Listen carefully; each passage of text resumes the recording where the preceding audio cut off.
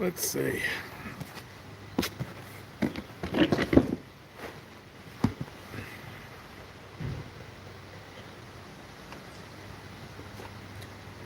Here's my cutter.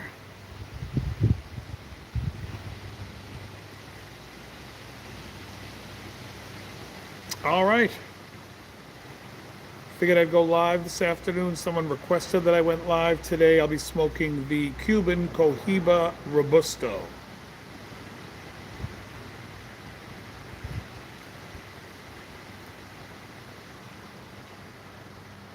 This was given to me by Joe, the owner of Martini's. This is the second time he's given me this same cigar. And we're going to light it up and shoot the breeze.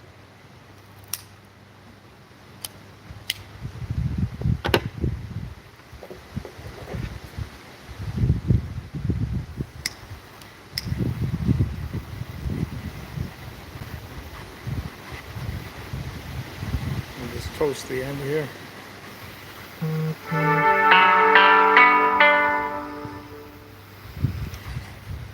Let me mute my phone.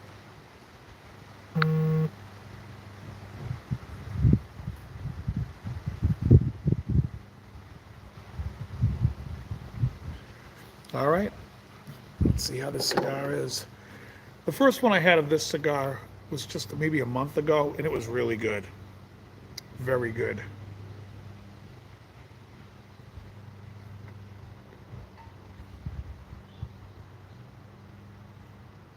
They say it's like a medium to full-bodied Cuban cigar, and I tend to like full body. And it seems a little lighter than what I would usually smoke. But as it goes, it gets a little bit better. So yeah. Anyways, I had an interesting talk last week with Jim, who I play with. We were talking about he has to perform some Christian song for like a wedding or something like that. And he wanted me to take a look at the chart because he had crossed off one of the chords and renamed it. And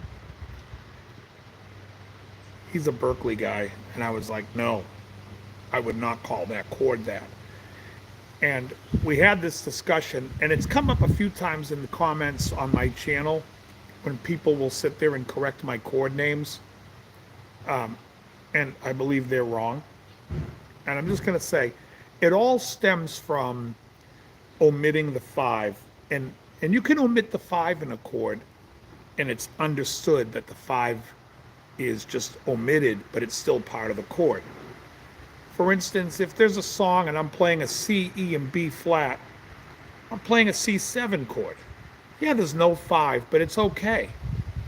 But the second that if I put in, hey, Squire, the second I put in an F sharp, which is a sharp 11 or a flat 5, to me, it becomes a flat 5 and not a sharp 11. Because that point there, it replaces the 5 because the 5 is not there. It's been omitted. And I'll show you this, or say this. I don't want to spend too long on this. But basically, if we have an A augmented chord, okay, we have A, C sharp, and F. You could also call that augmented chord an an A sharp 5. If there's a dominant 7 in the chord, so we're playing like G, A, C sharp, E,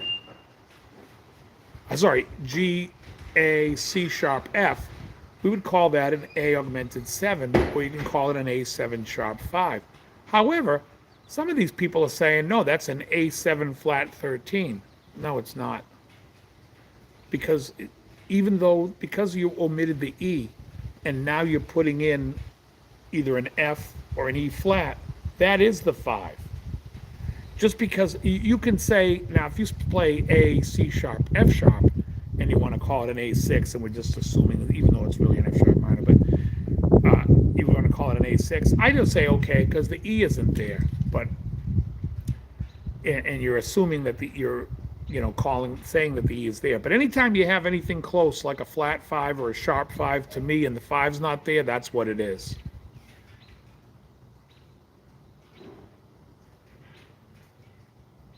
Because I've seen people discuss the altered scale and say it's 1, flat 9, sharp 9, major third, sharp 11, flat 13. And I'm like, what? No, no, no. It's a flat 5 and a sharp 5. Because that's why it's altered. You're having that. Now, if there's a flat 5 in the chord, then it's a flat 5 and it's a flat 13. I mean, flat 5 and a flat 13. You're not going to have both, but I'm just saying, I look at that scale as flat 5, sharp 5, flat 9, sharp 9, major third, flat 7. That's it. Anyways, it's an easier way to look at stuff, and you don't have to think. Although, if it's above your pay grade, it's above your pay grade. What can I tell you? But just get that out there. Hey, Janice, how are you? Charlie S., what's going on? So anyway, yeah, I'm enjoying this Cohiba that was given to me by the owner of Martini's. I figured I would light it up today because it's almost 70 degrees here and nice out.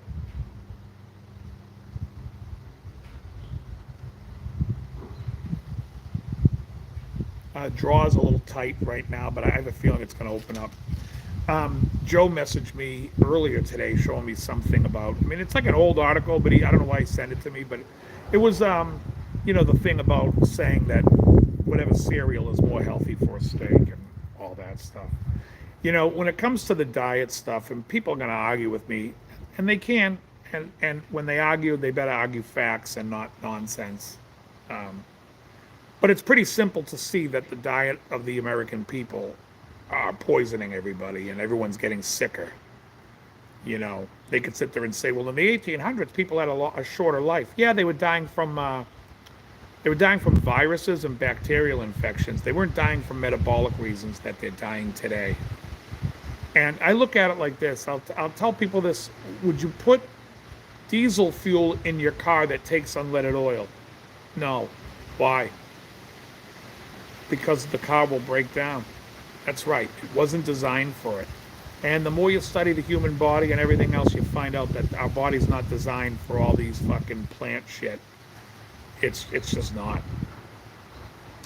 And they just did this study recently. Was just proved that saturated fat was healthier for you, for your heart, than the healthy heart, the heart healthy diet from the Heart Association. So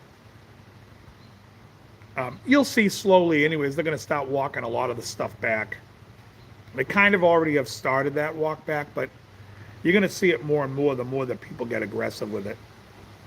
But whatever.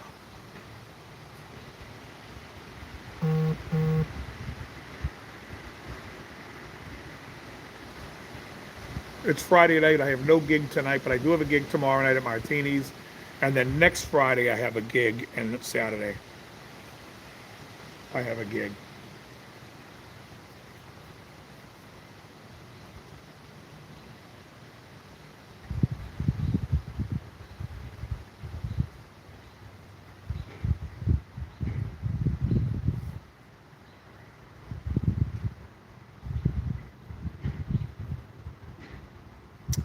So yeah, I might try to film, and I might try to film a lesson, and if I do, I'll put it up on Monday. If I don't, I'm definitely going to have it up by the 28th. I'll put a lesson up there. I'm trying to do less lessons. Like 2 a month to me is good. It takes a lot of time, and the time is really in the editing and putting up the name of the chords and everything else. That's really where it's just such a pain in the ass. Which is why I laugh when people are like, "Can you send me? Do you have a list of the chords? And can you send?" Yeah, I'm gonna do that for you. Yeah, you're getting a free lesson on a channel.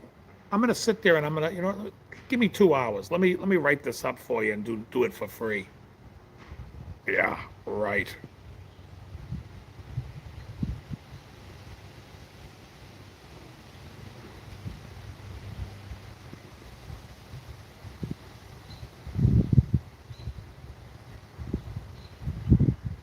But I get comments all the time like, this guy talks too much. This guy doesn't talk enough. I'm like, yeah, I can't please everybody, and I don't care to. I could give a fuck. Oh, you don't like my lessons? Fuck off. Go watch somewhere else. I don't care. You like my lessons? Thank you. Okay, great. And I really do the best version of Knocking on Heaven's Door. Well, Janice, from my opinion, as I clearly stated it on the show, I hate the song. So the best version of a song I hate, I still hate. I just don't like the song. I think it's just pedestrian and I don't like it. And I felt like none of those guys ever did anything different with it. And the only reason why I like the Clapton version better than the Guns N' Roses because I can't stand Guns N' Roses. I hate Axl's voice. I hate the band. I find them annoying. Oh, thanks for watching the replay, Janice. But I mean, as far as that goes, I mean, I'm sure you know. I just don't like that song. You know what? I have a strong dislike for Bob Dylan's material. I just find it boring. And he's all part of that. No, that won't be a problem. If you're doing a cover, like, they're going to try to take some of the money from it, which is fine because you're doing a cover of a song and really you have to pay for someone's publishing when you use somebody's publishing if it's generating views. But I wouldn't worry. You're not going to get a strike, that's for sure. You're only going to get a strike from like people that control it on a much like Don Henley.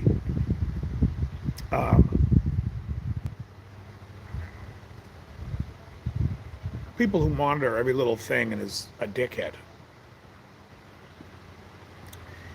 Yeah, but still, like, let's say you don't have 1,000, but let's say the thing went and made a lot of money. They still got to pay that. They still pay the publisher, even though you don't get paid. Are acoustic guitars more difficult to play than electric? Yeah, you get commercials because you're playing cover songs and they need to pay the publisher. I don't think acoustics are more difficult to play. You can't play the same things on them. Like when I play acoustic, yeah, I'm playing a 13 gauge strings, 13 to 56. Very difficult to bend. So I have to if I'm going to play a solo when I do my band, I have to readjust and do things in slide instead of in bends. But overall, the opening chords and everything else sounds nicer. Electric is obviously going to be easier on your fingers, but it's a different instrument. I don't think of them as the same. In fact, I get mad when people request songs, and I'm like, well, that's an electric song, and really it's all in bar chords, and it doesn't sound good on acoustic. And I hate when I go listen to somebody on acoustic and they're playing rock songs and they just strum in bar chords, and I'm like, it sounds bad on the acoustic. That's not what the acoustic is for me. It's a different instrument. You should approach it differently. And that's why on my channel, when I teach songs, there'll be a capo in places because I want you to play the songs, the chords that fill out the room, that are going to make it sound the nicest. Hey, Ricky Compton, your originals get commercials? Yeah, well, then they're taking the money on it.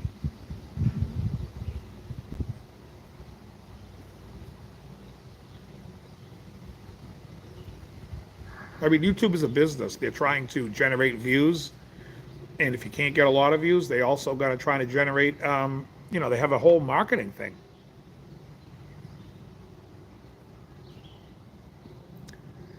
Yeah, well, they're going to, well, see, if you were making money on it, you would get all that money.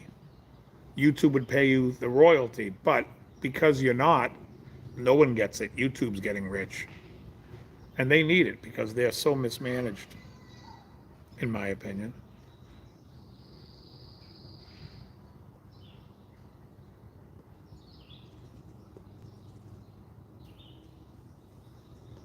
And by that, I mean, I think they encourage people to go to other places like Rumble and other sites when I just think it's a dumb decision. Like they will make my video, this video, because I'm smoking a cigar, they'll say that advertisers don't want to advertise on it, and so therefore I get limited advertising. Like, who cares? Bullshit. First of all, it's bullshit. And I'm not gonna get bullied. If I want to smoke a cigar, I'm smoking a cigar. Fuck off.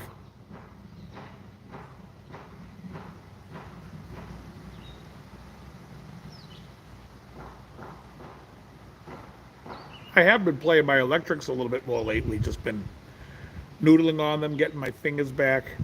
Um, Not that I ever lost it, but I just like to, I have some.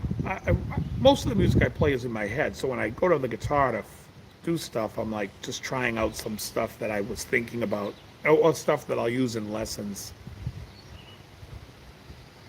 Um, Recently, I've been teaching a lot of playing outside of the box and implying the five. So if we're playing over D minor on beat four, we might be playing over C sharp minor, we might be playing over A major, we might be playing over an A altered chord. So I've been just giving different ideas of how to approach playing outside. So, I have it in my head, then I go pick up my electric just to run it through. Hey, Andy, what's happening? Yeah. And it's a nice day today, Andy, out here.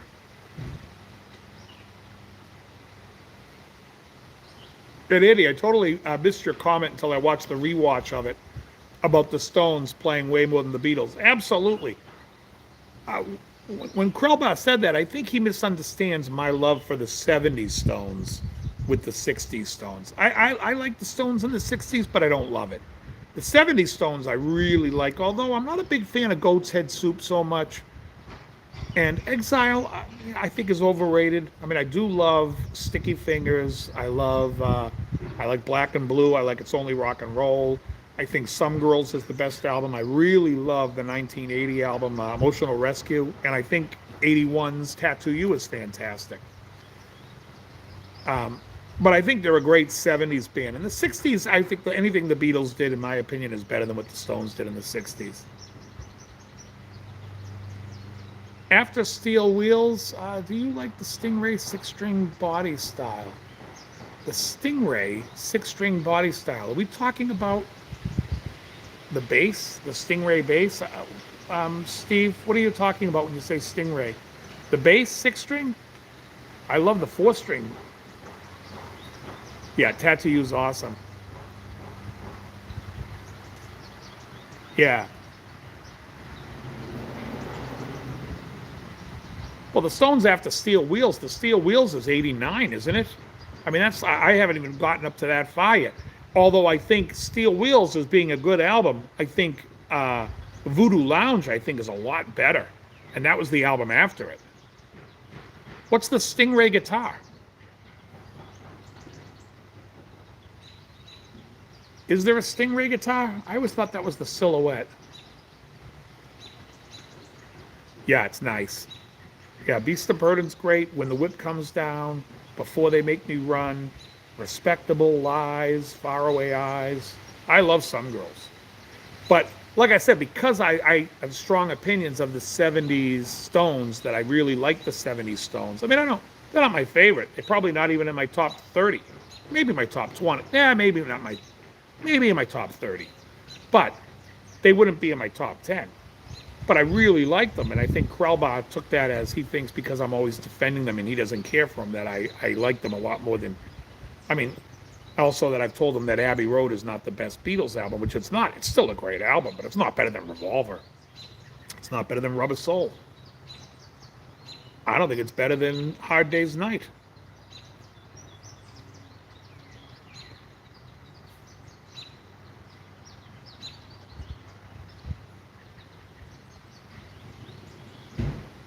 Stingray's kind of like with a bigger backside. Who makes it? We're talking about Music Man makes the Stingray? That would be like a 70s guitar, right? Because they made it the guitar. I thought one was a Saber. I have no idea. Almost Hear You Sigh of Steel Wheels. Yeah, I always found that Almost Hear You Sigh sounded like a song that was on Keith Richards' Talk Is Cheap album, and I love that Talk Is Cheap album in the 80s.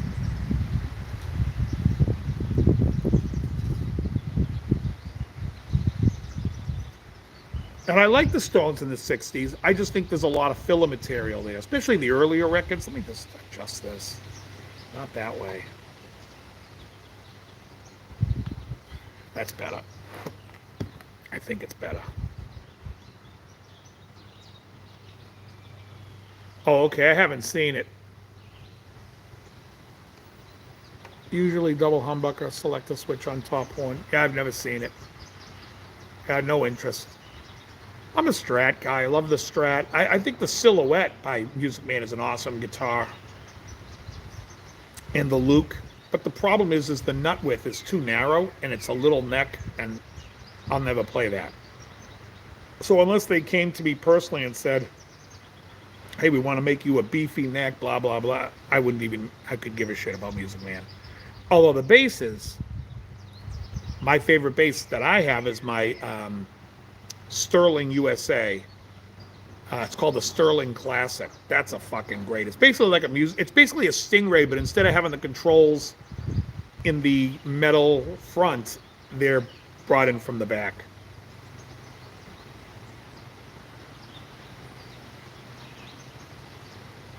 Stingray's a company, Music Man's a company for me where they have an excellent fit and finish, excellent quality of just stuff I don't care about in their guitars. I just don't like the necks. I like what they do to them. I like the frets. I just don't like the necks. They're little, and I feel like Andre the Giant when I play them. I just don't like that feel. In fact, I could say the same thing for Fender. Fender necks I don't care for either. But I can easily swap them out with a Warmoth. I can call Warmoth. I can have them make an absolute perfect neck for me that I can swap out. And that's why I like them. And that's why I could care less about new guitars. Or old guitars.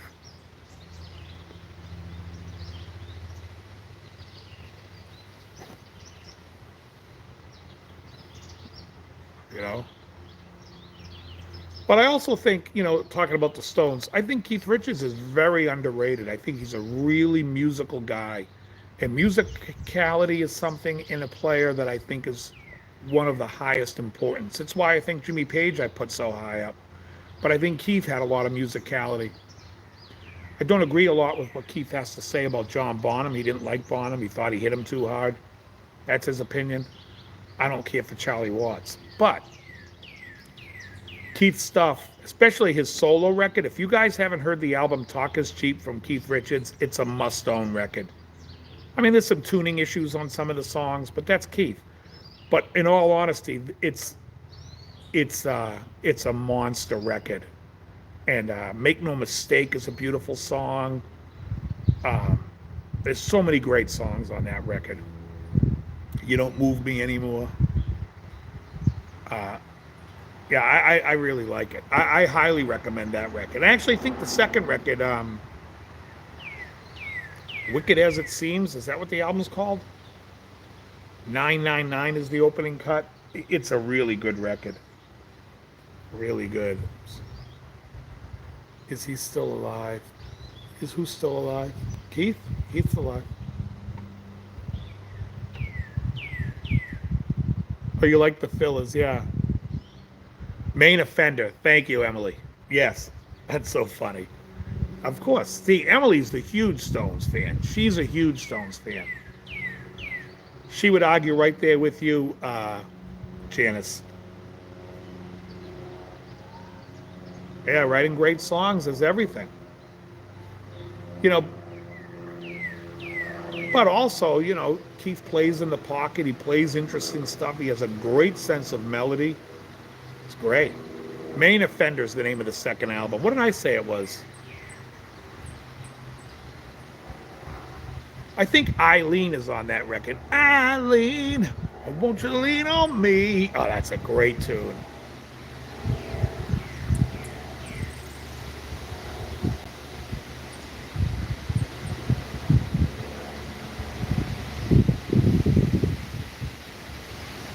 Yeah, Main Offender is a great record.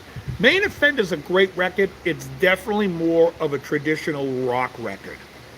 It's more rock and roll. Whereas Talk Is Cheap has a mix of some soul. Like I said, Make No Mistake's a gorgeous song. I think that's Sarah Dash on that song, if I'm not mistaken. Sarah Dash was the singer from LaBelle. She was one of the three in LaBelle. It was Patti LaBelle, Sarah Dash, and I think Nona Hendrix.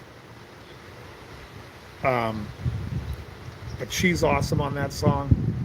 What can I do? Make no mistake about it. Ah, it's great. Those two Keith solo records, let me tell you, you want to know who the heart and the pulse of the Stones is, go buy Mick Jagger's solo record and then go buy Keith's solo record. And you'll find out the stuff you really like is what Keith is, the heart of Keith. And underrated. I'm not saying Mick's not great, but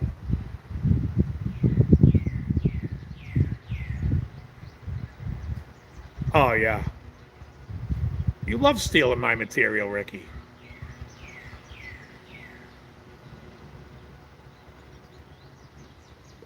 It really is.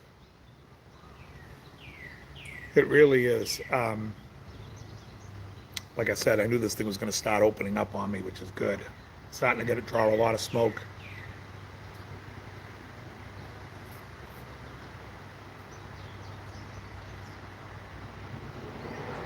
Still not as strong as how I like it. What album is Under My Thumb on? Under My Thumb, I believe it's early, but it's after stuff like Aftermath. What the hell's the name of that record? Before, Emily would know. Is it before Beggar's Banquet? Satanic Majestic? That's before. It could be on that or the one before that. But Emily would know. She knows those albums. I don't. The 60s Stones, to me, you want me to. The best of the 60s Stones for me is 64 to 71 Hot Rocks. To me, that record, it's like, it's like what I said about Three Dog Night. The best Three Dog Night album is Greatest Hits. Other than that, what are you going to do? Get an album for one song? Oh, they're in Aftermath. Uh, Goat's Head Soup is a 70s album, Ricky. Goat's Head Soup is 73, I believe. With Heartbreaker and Angie. Ever try stand-up comedy? Yeah, I did stand-up comedy a couple of times at the Comedy Store in LA because a buddy of mine needed some inspiration. He was a comedy writer, and he wanted somebody to go with him and go up there. And so I was like, I'll write some stuff and go up and do my own stuff. So me and my friend Sal was a writer at the time for National Lampoon. And Sal and I wrote a set for me, and I went up and did that set. And I did it about 4 or 5, maybe 4 or 5 times, somewhere around there. I can't remember. And it wasn't my bag. It wasn't like what I wanted to do. I was doing it to kind of get a friend a little jump started into it because he was afraid to get up there and was not, kind of had stage fright. And I'm like, look, it's easy, man. As long as you go up prepared and you think you're going to do something well, it's just like playing live. I never get nervous. I never get,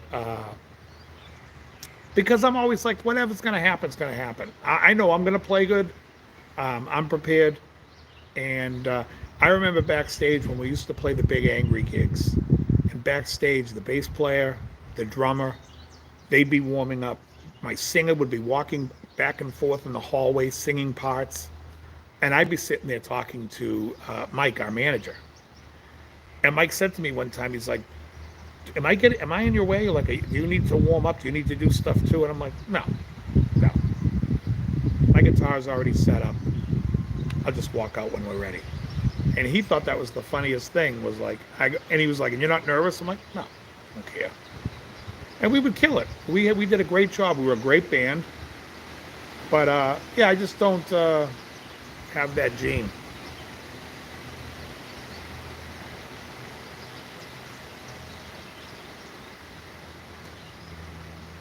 I mean, I've gone to open jams where I play with people and I'm like, this guy doesn't know the song. I don't care. I'm just going to play what I do.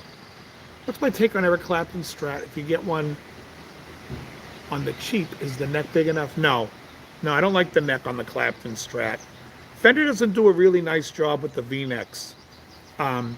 They do this weird V-neck. Now, the only V-neck that I do like on the Fenders is if you got the 57, or I think they call it a 1056 neck on the custom shops. Those are nice. You might be able to get away sanding it down a little bit more drastic, but those are nice. But no, the Warmoth necks blow them away. There's no reason to get a Clapton Strat because you're better off just buying a Mexican Strat and go buying, like, let's say you could get a Clapton Strat for $1,000. Fuck it. Just go buy a Mexican Strat for $300. Take the neck off, sell the neck. Even if you have to pay, let's say you paid $500, sell the neck for $150. Now you're in at $350. Go buy a Warmoth neck, $400. You're done. Only when the camera. I'm just worried about equipment and the other guys in the band drinking too much. Yeah, I try not to play with drinkers. When we did FM Station, the drummer, by the third set, the drummer would be asking me, I'd be like, hey, we're going to play the AC/DC song. He'd be like, which one? The only one we do. Meanwhile, he's looking at me, probably sees 5 or 6 of me. So yeah, drinkers, I don't even like to be in bands with people that drink. I just don't. In fact, in the Big Angry, I think the bass player, the second one we got, and the first one would drink 1 or 2 beers a night. That's never a problem. I don't call that drinking. I can play a part until I push record. Yeah, a lot of people get nervous when they record. When I was in high school, I wrote a bunch of songs in this band that I was in. And we decided when I got my not a Fostex, the Tascam 4-track, that we were going to record it and the songs. So everyone came over. I recorded the drums, bass, keyboards, guitar. But the keyboard guy just wasn't playing in time. And this was before you could Pro Tool stuff around and fix shit. So I said to him, I'd like to add some color on what you did. Can you leave your keyboard here overnight and pick it up tomorrow morning? He was like, yeah, that'll be easy. No worries. Now, this guy, only reason why I'm telling the story is he passed away a couple of years ago. But I ended up re-recording everything he did. It was too out of time. So then I played all the keyboard parts. And then when I gave everybody the final mix, nobody noticed. They were just like, oh man, it sounds fantastic. I'm like, yeah. But and then you find out when you start working in the record business, that happens a lot. It happens an awful lot, where producers will go in and a lot of times they don't tell people. They're like, yeah, we're going to go in and correct this and fix this and redo it. And they won't say.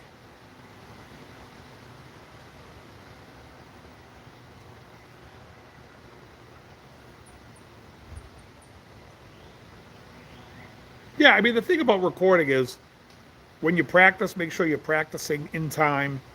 Go back and, I would say practice recording and listen to yourself back in time and listen and see where your comfort level is. But yeah, I mean, the main thing about being like pro ready to go record and do session work is you've got to be in the pocket. You've got to play, you've got to be able to come up with parts on the spot, and you've got to play in the pocket. And, you really have to understand subdivision of beats.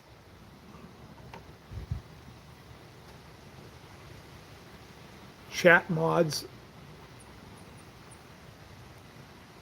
Ricky, good day for a smoke. Johnny, what's happening?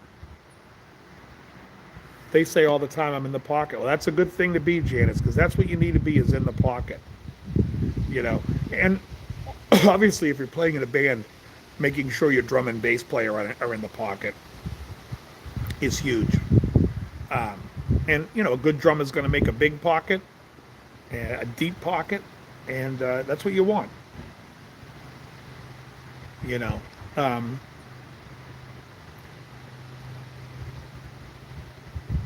But that's what it takes.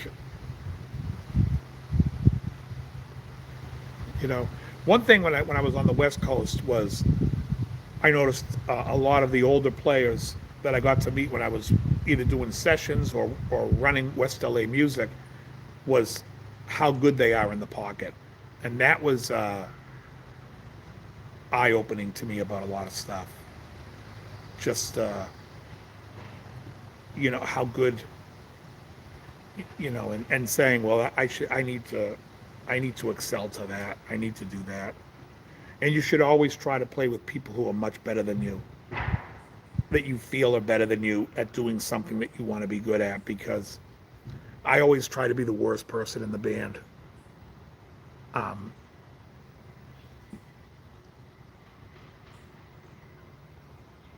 yeah, the time, it's got to be in the pocket, Andy. That's it.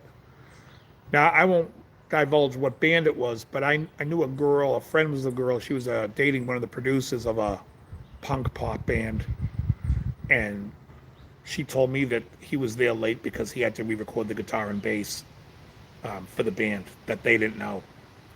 And I won't go into what band it is because it's none of my business, but it happens all the time. And you gotta, and in fact, this band was a very popular band, but the drummer was the only guy on the record.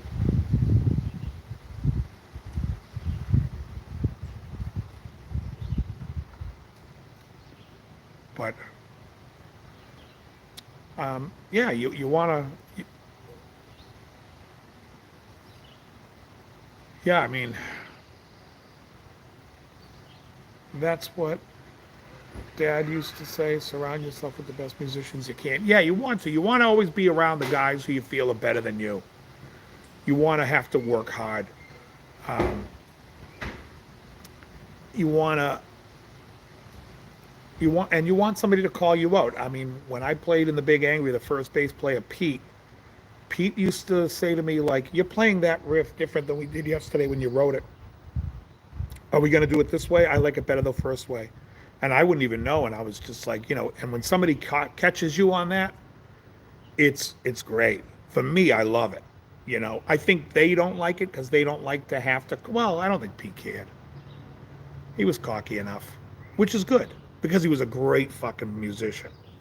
So I liked it. I like being called on something. If I'm doing something, call me on it. And when I worked with Vinnie Colaiuta, we were doing something. One of the songs, Vinny goes, "You're pulling me a little too hard."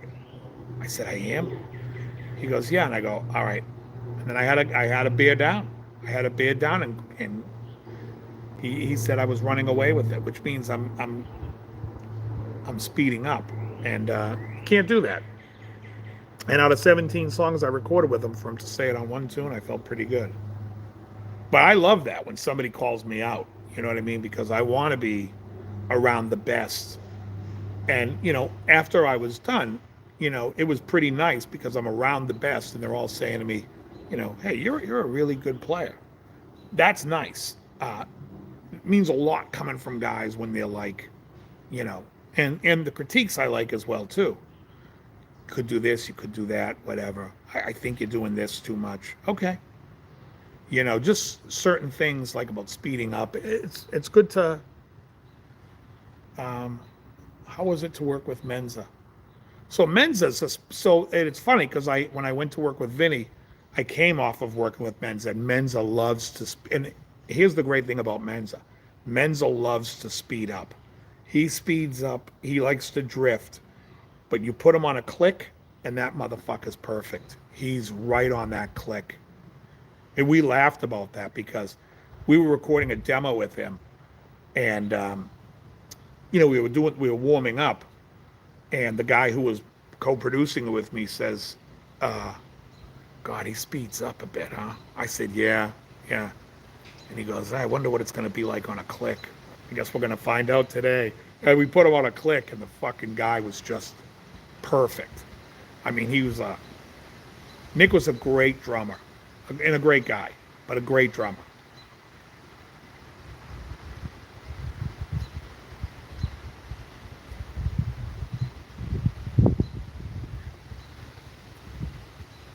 He used to go crazy because when we practiced in my rehearsal space, I would just play my dual rectifier direct. I had a DL4 pedal that I used as a delay, and I didn't use it all that often, so I was mainly playing dry, and it was just me plugged straight into the amp, and he just couldn't get over that. He was just like, "What are you using for extra drive?" I'm like, "Extra drive?" I said, "Look at my fucking amp. The gain was halfway." he couldn't wrap his head around that. But see, I tend to like, and he loved it. Don't get me wrong, because he's a big Zepp head, and we used to when Nick and I used to get there early for rehearsal, we used to work on we used to play Holy War, and we'd play Achilles' Last Stand, and he fucking loved that. He's a big Zepp head. He loved Bonham.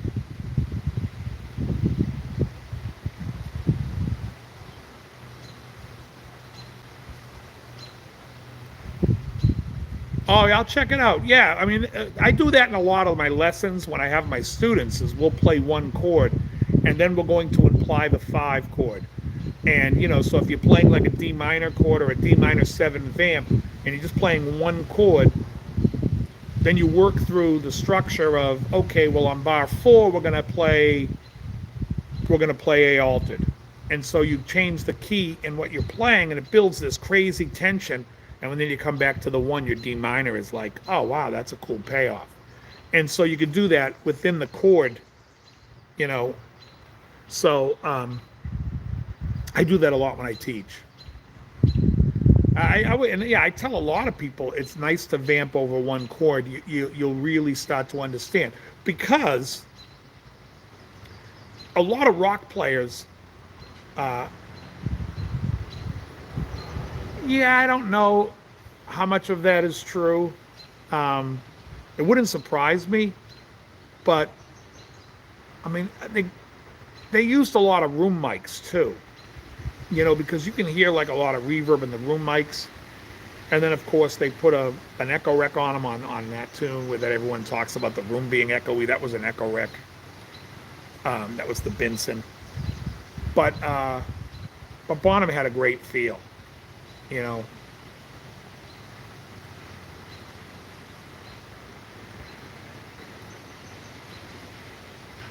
Or when you hear a drummer that has a great feel like that, you almost feel like all I need is 2 mics. Stereo, boom, right here. I tell you, when I heard David Palmer play for me, I was like, Palmer, you are fucking great. I mean, it was perfect. It sounded like a record when he's just sitting there playing drums. You don't hear that often from drummers. A drummer, when they sit down to it, I mean, Vinny's the same way. They sound like the record. They just play, and you're like, oh man, you don't have to do anything. Throw some mics up, and we're good, Yeah, and the cool thing about playing over one chord is you get to understand, because a lot of rock players, they play over, they think of it much more in the key form. You know what I mean? Like, here's an A minor, F to G, so I'm going to play everything in A minor pentatonic or A minor, and that's right. Whereas the jazz guys will look at every chord. Here's an A minor.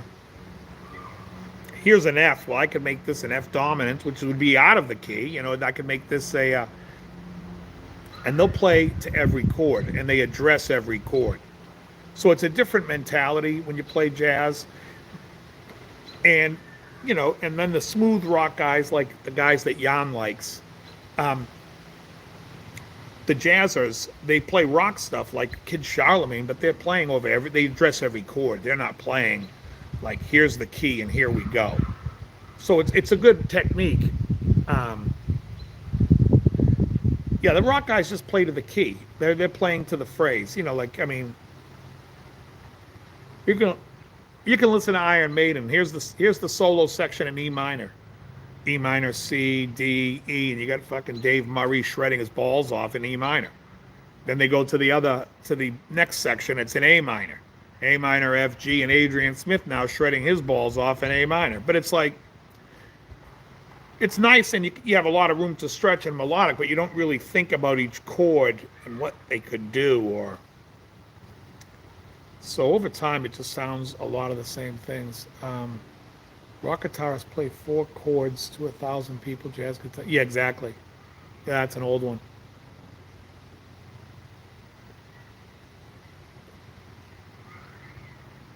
Well, that's simply because in jazz they take it too far, which is why I like, a band like Steely Dan, where they are taking the jazz influence but playing rock music and really focusing on great melodies Steely Dan played for a lot of people, sold a lot of records, because they took that principle and, they also looked at it a lot simpler than the jazzers do. You know what I mean? Like, I look at Steely Dan as being a band that they stack chords on top of one another, which to me is how I look at a lot of chords, because I came from playing piano first.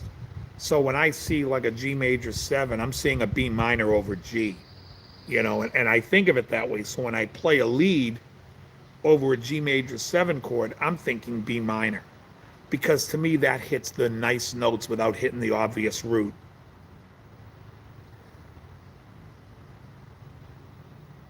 Hmm. Yeah, because you're not really playing thirds, just fifths. But yeah, but that's a cool thing, and that's something that I teach when I teach students.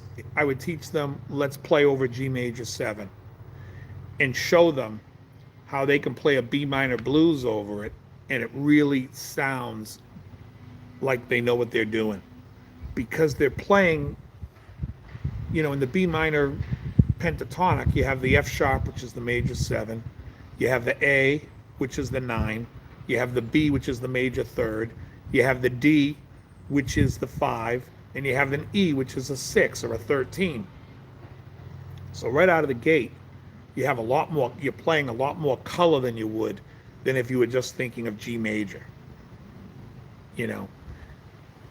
So I, when I hear chords or C chords or look at them on a chart, if someone says to me a C major 7, I'm thinking E minor over C,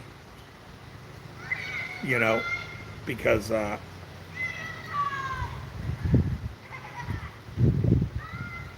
kids next door are screaming. Because that's how I look at it, and I see things nicer that way. And also, if someone's playing like a C major 7, I can think of all the triads and everything that I can play over that from E minor. Um, so that's how I look at it.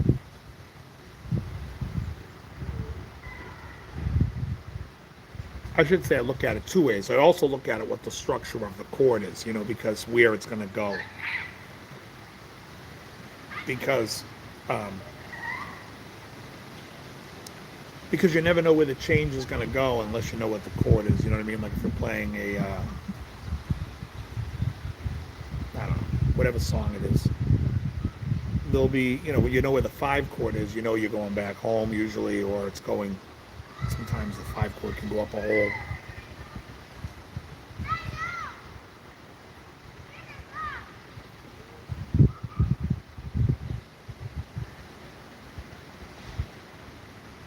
It's a good cigar. It's a nice day for a smoke. It's not really hot. It's got a little bit of a breeze. I think it's like 65 or 68. I don't know what the kids are doing. They're playing hide and seek. I hope somebody doesn't get stuck in a suitcase. Ah, brother.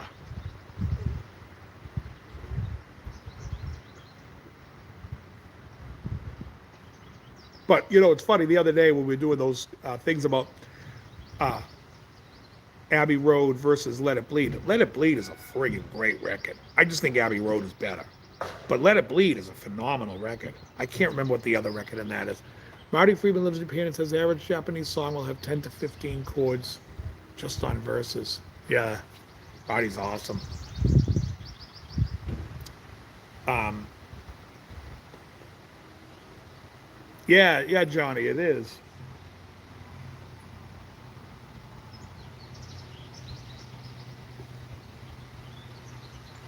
I have a lot of Robins around here.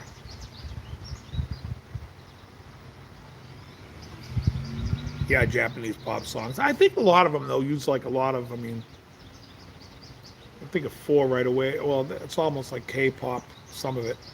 I'm a big fan of Japanese music. There was a guy who passed away this year who was one of my all-time heroes. Guy's name was Ryuichi Sakamoto. Ryuichi's played with Thomas Dolby, David Sylvian. He had a band called Yellow Magic Orchestra. He wrote the song Behind the Mask, the one that Clapton does.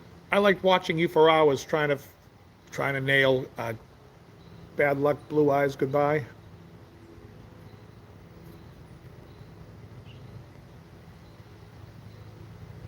Or when I say for hours, I mean for 2 minutes.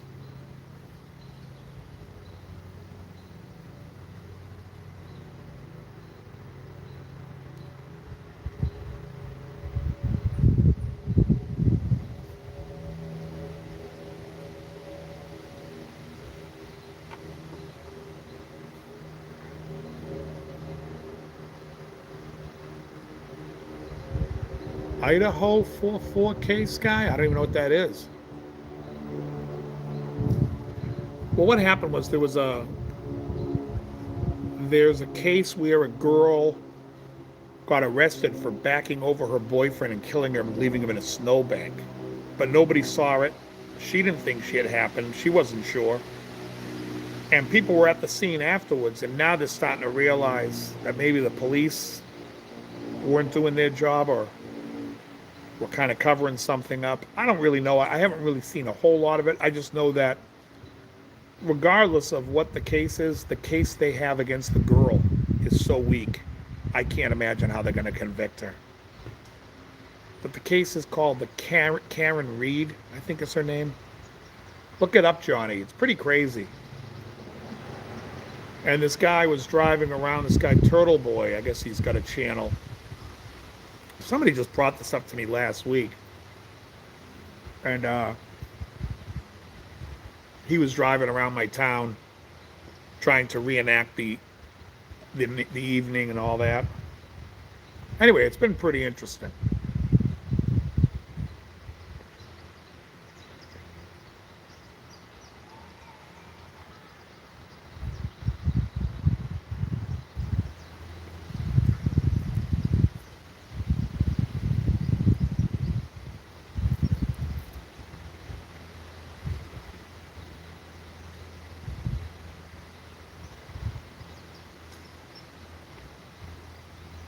It's been windy the last few days here.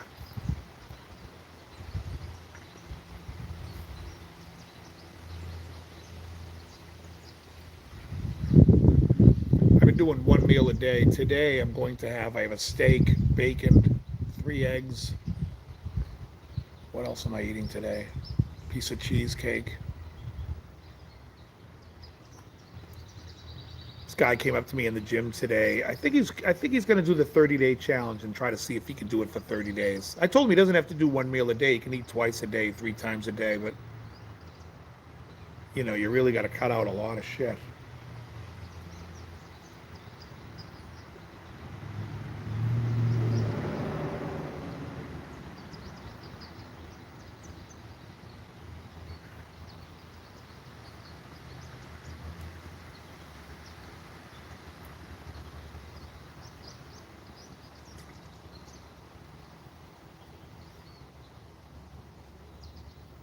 What else? Anybody have any questions for me? I'm opening the floor to questions. Can I get this drink without knocking everything over? Yes. Yes.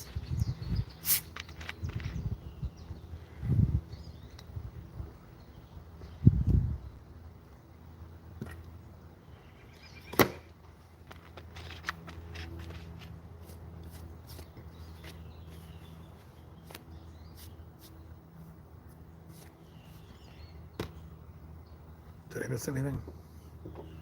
Dave, I've been doing yard work that time of year.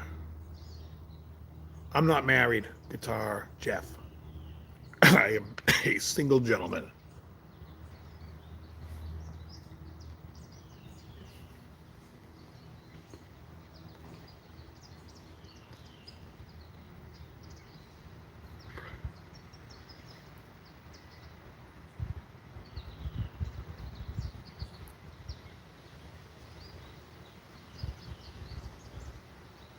Hey, Janice, very nice seeing you. Thank you so much for stopping by.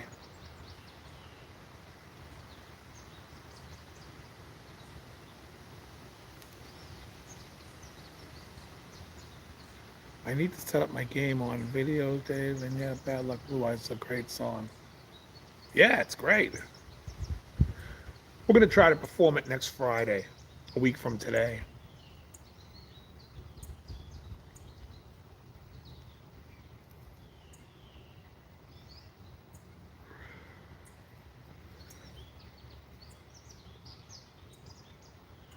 There were some other songs we're going to try, I guess, for the first time.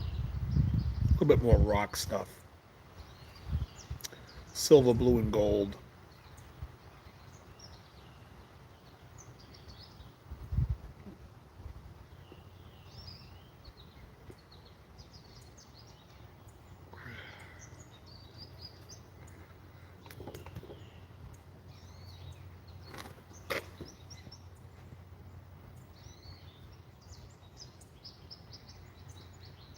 Don't forsake me.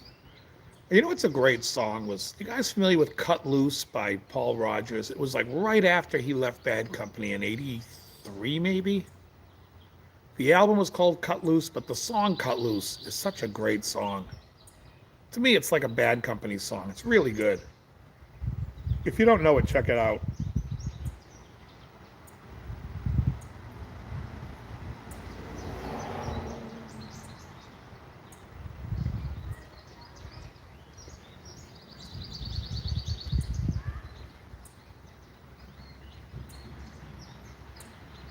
Would love to see a lesson on wiser time.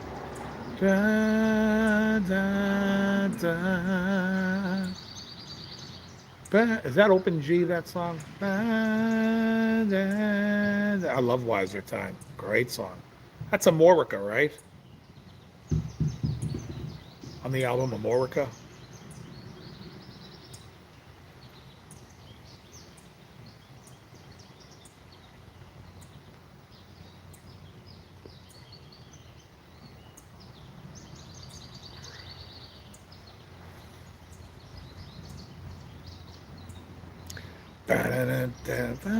Yeah, it's good.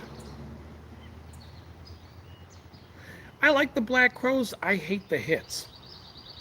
I think, like, I'm not a big fan of Remedy, although it's not, I don't, a hard to handle, I can't listen to. I hate it, hard to handle. And I hate the song, Dance as long as it was the first time you. I can't stand that either. What's the name of that song? Twice as Hard? Not a fan. Not a fan. But the deep cuts, and I do love She Talks to Angels, but the deeper cuts, Wiser Time, Thought of My Pride, Good Friday, love it. Bad Luck, Blue Eyes Goodbye, love it. The hits, not so much. I won't listen to them. I'll turn the channel. Used to. Now I don't listen to terrestrial radio at all. I make Spotify set lists that are big enough where they don't add their own songs into it.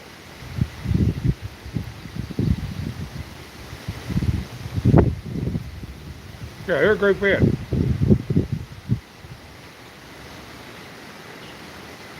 This cigar has been fighting me the whole way. And I kept it in my humidor for a week. Yeah, She Talks to Angels is an open E. Open E tuning. Yeah, he's got a great voice.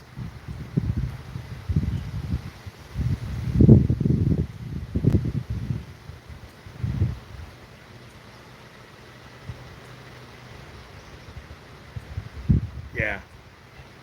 I like open E tuning. I like open G. I like open D. Open D and open E are the same tuning though. It's just a whole step down.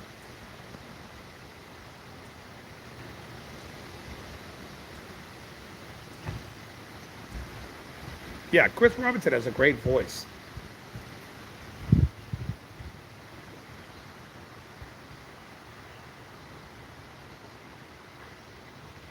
He's got a very Rod Stewart voice, but I feel like his voice has more power than Rod has.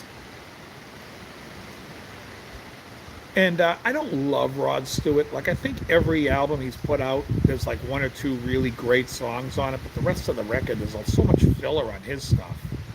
that I'm not a very big Rod fan. Although on the Blondes Have More Fun album, I really like Ain't Love a Bitch. I think that's a great song.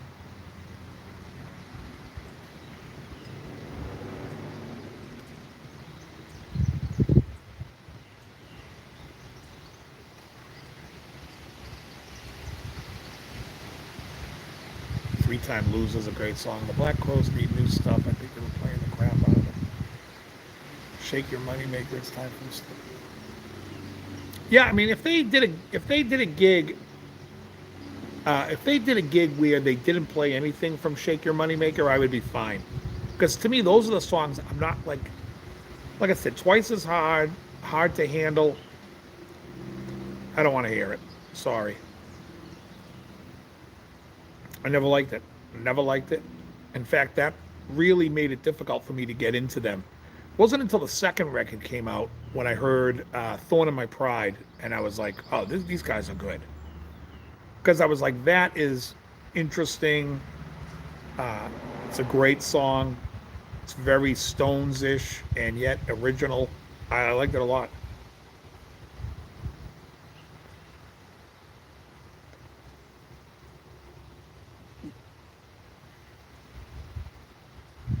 Um,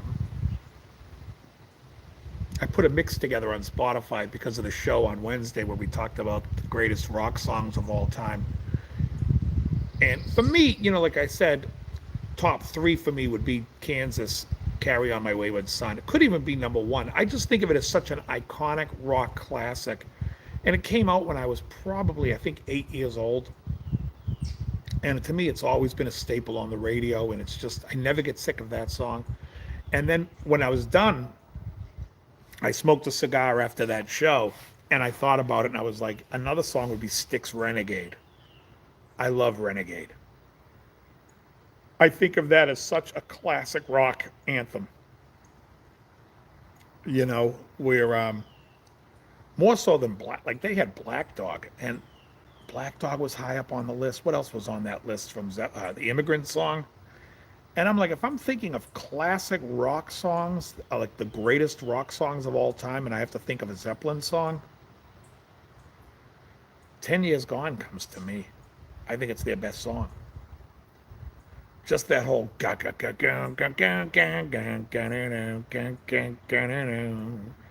oh, and that pocket that fucking Bonham puts in that. On Wings of Maybe, I love it.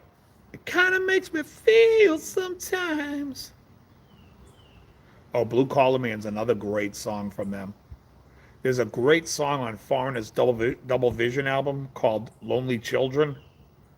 That's one of my favorite riffs of all time. That would be up on my list.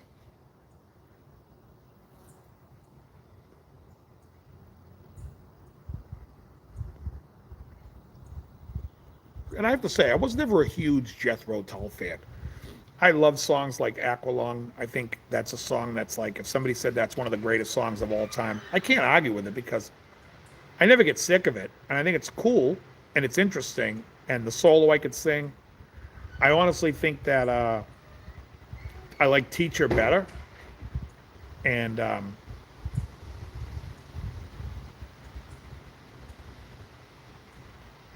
I do like the whole long version of the part one of Thick as a Brick, side one. I love it.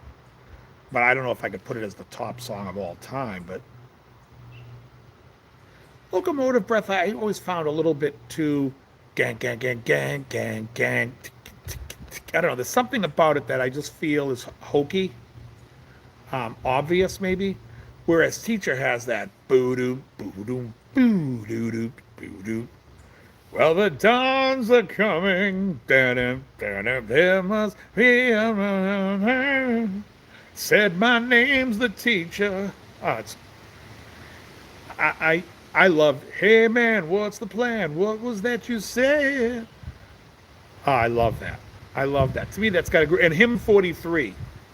Oh, Jesus save me. Ba-da-da, ba-da. Dun, dun, dun, dun, dun, dun, dun. To me, those are like iconic. Iconic. If I had to think of like what I think the greatest Black Sabbath song with Ozzy is, I might drive people crazy and say snowblind. I think snowblind might be. To me, every time I hear snowblind, I'm like, turn it up. Everything else, I mean, there are a lot of great songs, but some of them can grow tired on me. I mean, I still love Hand of Doom and boo doo doo boo doo. Yeah, Thick as a Brick is fantastic. I really don't mind if I sit this one out. Don't down, down. Oh, it's great. It's a brilliant song. He was great. They had great minds.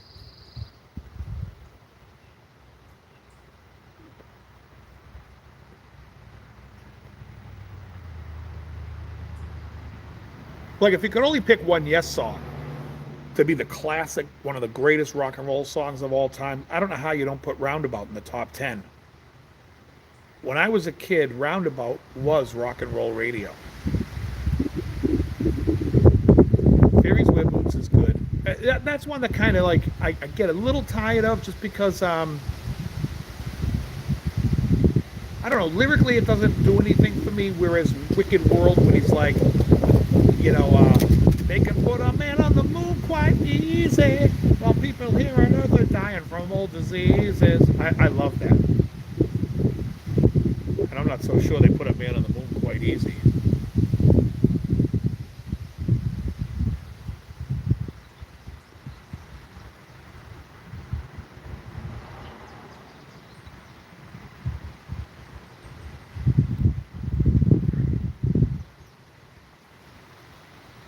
They talk about it now and they're like, well, we'd have to do this and do this and do this, and we have to figure out. I'm like, how come we have to figure that out if you put them up in 69 in a fucking tin can? But now you got to figure out all the shit about radiation. I don't know. There's some weird stuff. And the arguments, I got to say, like, when I'm neutral on it, I don't know. It wouldn't surprise me. It makes more sense that it was faked than it was real. Just when I see the computers they're using and everything else and how they're figuring things out. And, when they answer back, I watched this thing about debunking the conspiracy theorists that think that. So I watched it. And some of the conspiracy theorist guys had some really interesting factual things, but the way they answered it back was very dismissive and kind of like, yeah, and it was like, well, I still think they have a valid question there. And you didn't answer it. You just, anyone could sit. It's like when they talked about COVID and they said, oh, it's the, the vaccine is better than if you had it. What? What are you talking about? Like everybody knew before that natural immunity is always the best, but no, now they're like, oh no. And so it was kind of that same dismissive of things we know to be facts. So I walked away thinking, I don't think they debunked the conspiracy theorists. I think there were still some good questions to be answered. But I don't have an opinion either way, really. If we did fake it, it wouldn't surprise me. If we didn't, it would surprise me. But I wouldn't be that shocked. I would be like, oh, well, that's cool. I just can't wrap my head around it. When you think about your cell phone right now, I'm using my cell phone to film this. This is going out on the internet. My cell phone at the same time is taking messages from people. I can see messages popping up from other apps and whatnot. And this thing is more powerful than all the computers in that NASA room. A room full of computers back in 1969 isn't as powerful as my phone that I'm recording on today. Can my phone put somebody up in space and do the calculations? I don't know. I'm questionable. I'm on the fence. I haven't made a decision one way or another, but I lean to cynicism. The more I'm seeing what's going on in the world today, especially when it comes to the dietary things and what people are told and what we are told as a people, I am now way more believing that it would be easier to fake than to do it.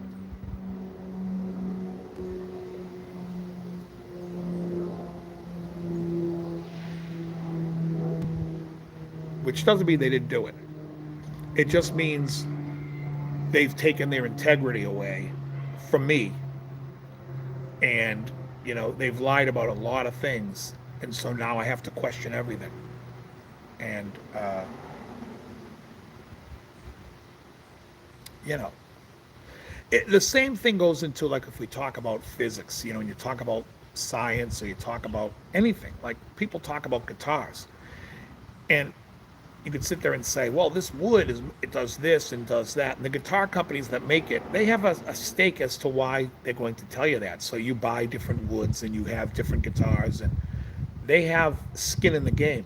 I don't have any skin in the game, and I did at one point, and it's still at that point. I was like, the wood is aesthetic. It's an aesthetic building material that you're making the guitar out of. You can make it out of plastic. In fact, Nile Rodgers has a plastic Strat, or whatever the hell they call, lucite Strat. And when he plays live, if you're backwards to the stage, there's no way you're going to tell me which guitar he's playing. And the same thing goes when, like, people are like, oh, this pick is the greatest pick because it's got such tone, it's been tuned. I'm like, okay, so you're going to sell the pick for how much? $5? Yeah, no skin in the game there. It's absurd. I can tell you, I could listen to 1,000 recordings and could tell you that I couldn't tell you what pick they were using, or if they were using a pick. You can't tell.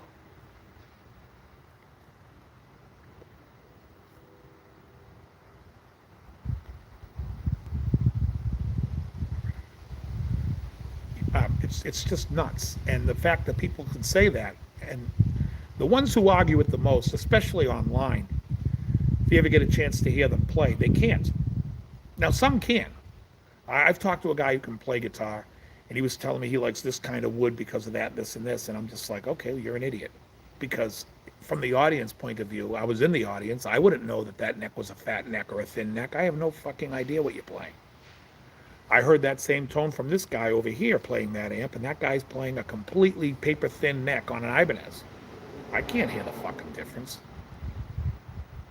You can feel the difference, and as a player, you can tell me, listen, I like beefy necks because I like my hand to feel relaxed on the neck, and that's the feel that I like. Do I think it's changing the tone? 100% I know it is not. It can't. If that were the case, you could sit there and say, I could tell David Gilmour's tone change from this song to this song because he's changed. No, you can't. You can't even tell me what guitar he's playing, let alone how thick his neck is, or what material the guitar is. And now he goes out there and he plays his black Strat, and that black Strat has more fucking glued in, plugged in parts because that thing was cut open for a bigger bridge, and then he put the old bridge back, so they had to re-glue the body back together. It's like a Frankenstein guitar. It sounds like his old Strat, though, doesn't it? Because it's the pickups. That's all that matters.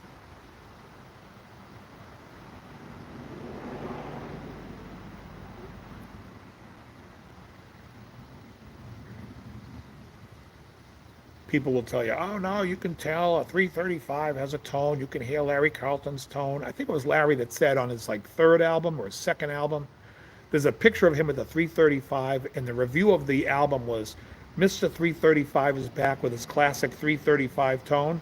And Larry says, I was playing my Valley Arts Strat on that record. I only used for the picture, I used the 335. So there's a guitar, he's playing single coils and not even humbuckers, and people can't even tell the difference in the review because they just assume that's what he's playing. I heard Stranglehold again today, too. Speaking of oddball guitars to be playing, and that's a great song. How long did it take you to hear chords played on songs on the radio? That was early on because I had a friend of mine that I grew up with and went to camp with when I was young. By the time we got out of camp, he started playing guitar because he was like a change of life baby. His brother was like way older than him. And his brother had played guitar and left it for him. And so when he grew up, he had this guitar in the house. And he started learning how to play songs by hearing on the radio. And it had to be around 1982. I quit lessons, I want to say sometime by the summer of 82, and just focused on hearing chords and stuff. And then the more you do it, the more it becomes easy. I mean, now I'm to the point where I could hear a song and teach you how to play without even having to pick up the guitar once. But for the most part, it's just practice, recognizing that sound and hearing it over and over. And it's when you hear, like, and then of course, the more you do it, the more you get better at it. And then you start hearing other chords that are not so easy to hear. One that I always see that I see confused when I ever look up a piece of music, and sometimes I'll look up a piece of music just because I wanted to see what was being done on the bass, and so sometimes they'll have it in the bass chart in the piano, and I'm like, what is that line? Because it's hard to hear. But I notice like a lot of times everyone thinks it's a diminished chord when it's just a dominant seven chord over the three. And there's a difference, you know, like especially I would say it happens in a lot of songs where it's a B7 over D sharp. And a lot of chord charts will write it out as a D sharp diminished seven, which adds a C in that chord. And there isn't a C, it's a B.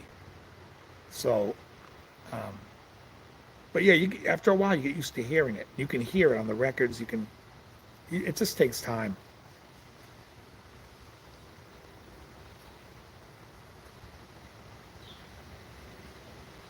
Especially when you're listening to like a lot of hard rock stuff. In the beginning, it's very easy because everything's in either an E minor or A minor. You know, all the Judas Priest stuff is A minor or E minor. Very rarely are they out of that. And when you hear that they're out of that, you know it. You notice it right away. And but you get used to those changes, and then you can start to hear other bands do it, even if they flatted their guitar. You still hear what that open E sounds like, that open E minor.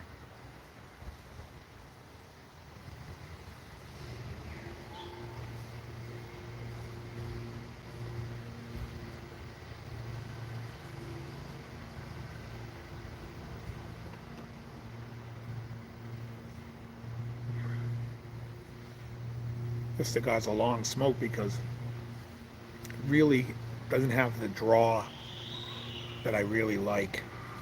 Um, the first one I smoked of this cigar was much nicer. I might have to, if he gives me another one of these, I might have to leave it in my humidor for like a month.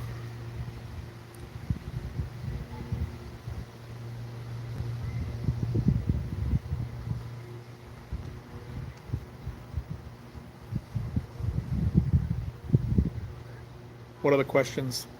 Anyone have any other questions for me? I'm going to put this one out, and I'm going to light this up now. This is a discontinued cigar. That's my favorite cigar of all time. It's by a company called Dunbarton Tobacco and Trust, which is owned by a gentleman by the name of Steve Saka out of New Hampshire. And the cigar is called the Todos los Dias. And this is my favorite of all time.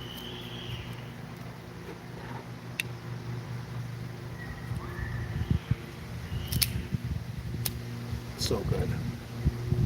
I didn't feel like fighting that other one much longer, so. And I'm toasting it right now. Basically making the wrapper and the binder connect.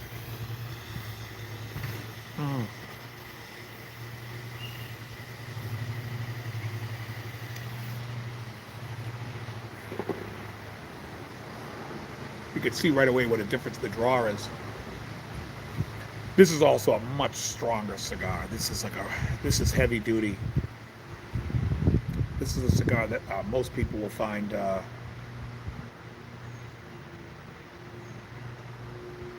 in the strong category.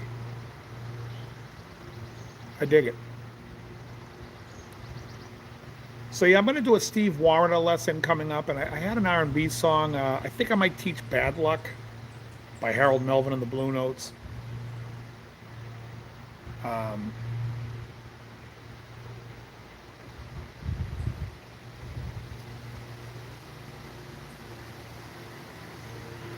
oh yeah.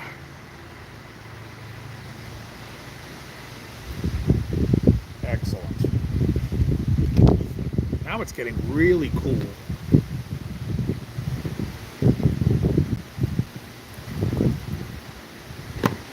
The sun has completely disappeared. It's getting windy.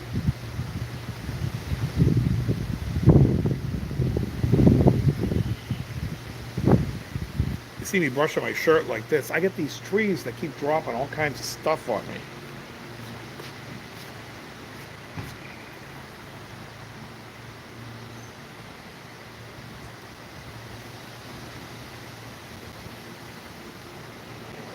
But yeah.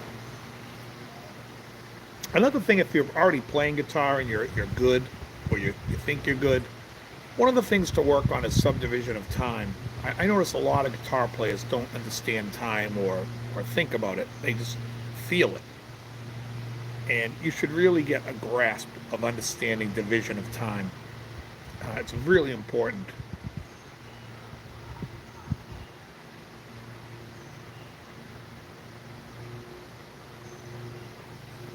Or even like little things. Like I remember we did Last Child by Aerosmith in my last band as a cover, FM station. And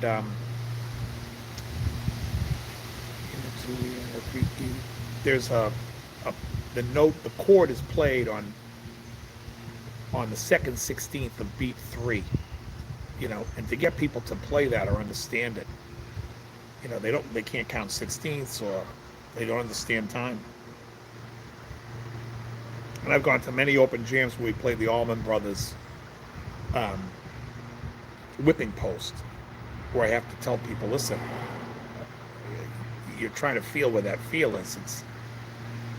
It's in 11/8. It's a 12/8 feel with a cut beat, with a cut eighth note. So you're counting like 1 2 3 2 2 3 3 2 1 2 3 2 2 3 3 2 3 4 2 1 2 3 2 2 3 3 2 3 4 2 1 2 3 2 2 3 3 2 3 4 2. Oh, are they really?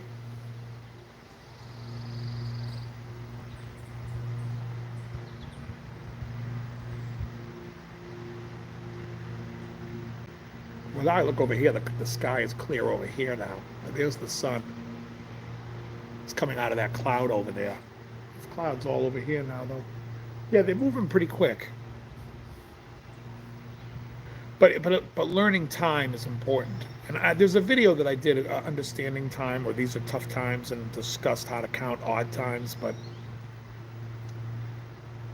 um,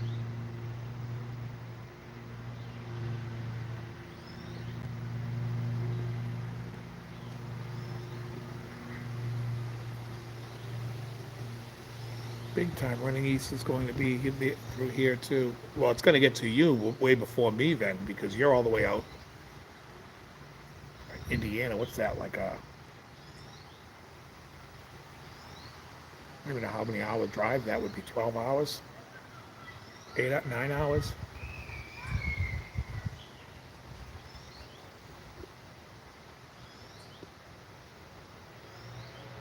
Oh, no, longer than that. You got Ohio. You got to cut through Ohio. 6 hours. Probably 12 hours.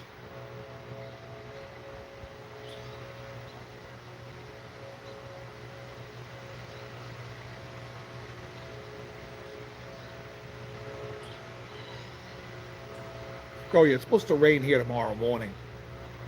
They didn't say anything about anything happening here tonight though.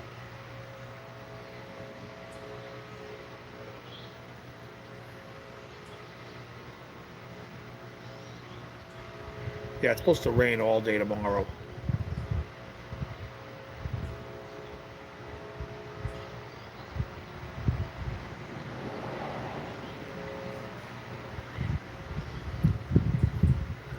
Yeah, I was talking about on the show last Wednesday, diamond pedals are back. There's a guy in um, Canada who bought the pedal company Diamond, and he's manufacturing them now. Um, I don't know if he bought them outright or if he's doing a deal with them, but I do like the size of the pedals better in the new ones that came out. And that Diamond tremolo, if you guys like tremolo, that's a fantastic pedal. I have 2 of those from Diamond. I always thought Diamond made some of the best stuff. They were pricey, but worth it. But that's a pedal to look out for.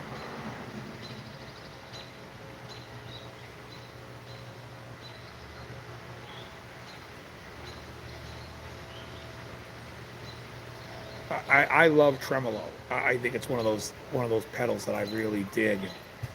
In fact, if I was just to put like a four pedal board together, like just four pedals, where you have like a drive, maybe a tremolo,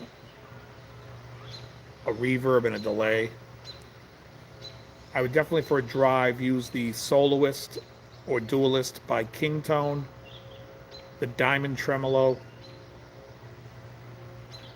For reverb, what have I been using for reverbs?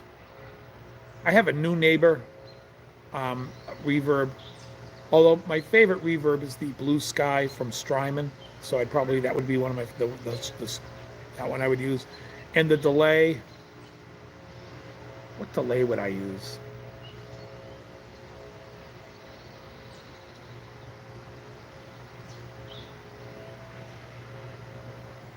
I can't remember what delays are on my board now. I think I have the Echelon from New Neighbor delay, and I have the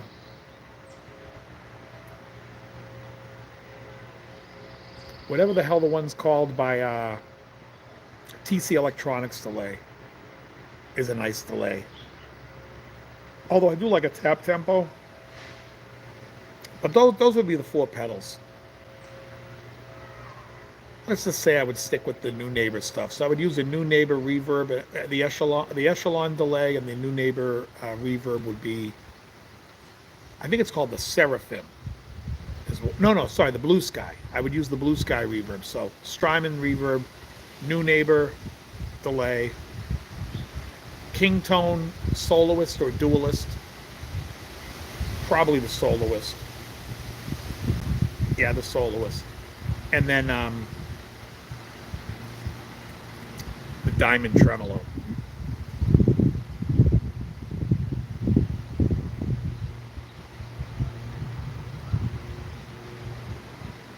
Tremolo is an underrated effect because if you're playing something slow, it adds a really nice pulse, especially if you use a really slow tremolo.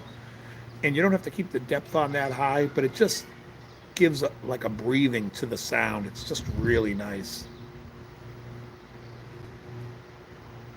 That's what I would probably use. Now, if you're playing obviously hard rock, you might want to go with something a little heavier, like a Angry Charlie by JHS. Ever try full digital iPad? Nice to skip all the friggin' pedals. Yeah, there's just something about it though. If you're working and you're like gigging a lot, you want to go out and basically have something where it's like real easy and simple, and you're not using something. But can you tell the difference in sound? I don't think so. Many times when I recorded in the studios back in the day when Amp Farm was pretty new, I would use Amp Farm.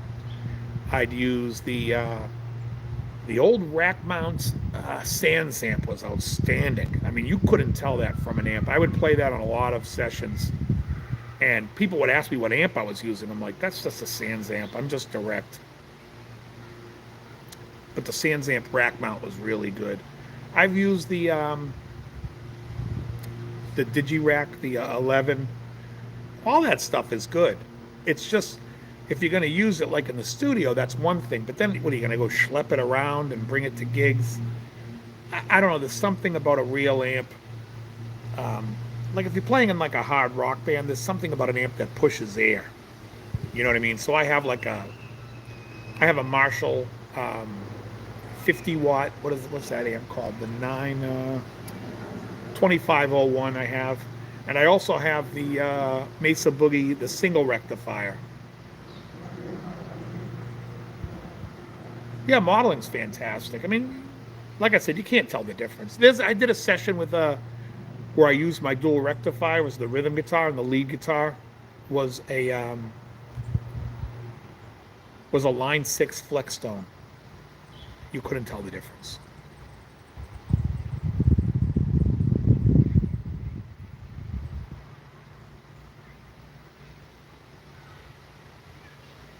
If you're playing good, whatever you're playing is it's gonna work. I mean, when you look at like what Page was using back in the day with a Telecaster and a fucking Supro, and driving it with that big clunky noisy Mach 2, that fuzz, and he got some of the most iconic sounds in rock and roll with it.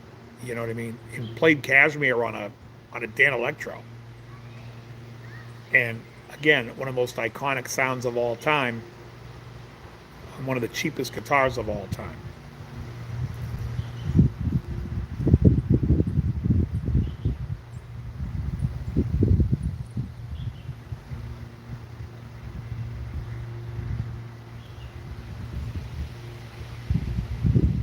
No, it wasn't a fuzz face.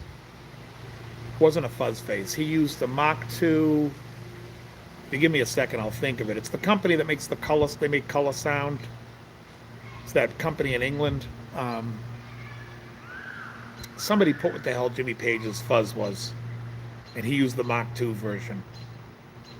I know somebody knows. It wasn't a fuzz face though. Oh, what the hell was that called?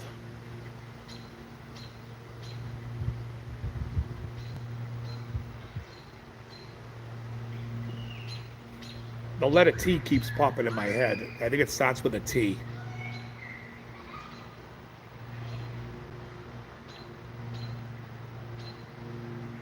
Anybody?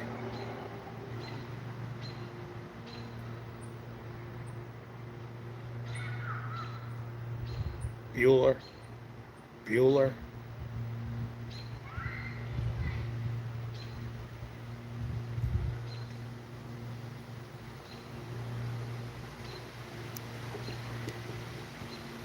Well, TrueFi makes knockoffs of it. TrueFi is a company out of like New Hampshire that makes knockoffs from this company.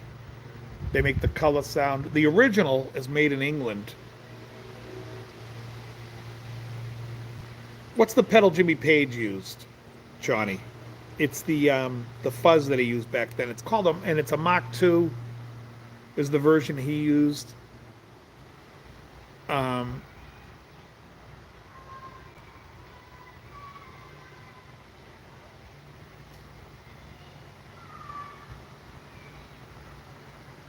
TrueFi. See, I have the TrueFi version of the color of the. I think it's called the color driver, but it's really the color sound, which is what um, David Gilmour used, which was this not the which is a little different than this fuzz that Page used from that company. I think they even worked with Boss and made like a Boss version of it recently. When I say recently, over the last 3 or 4 years, Boss came out with a this fuzz in conjunct with the original British company.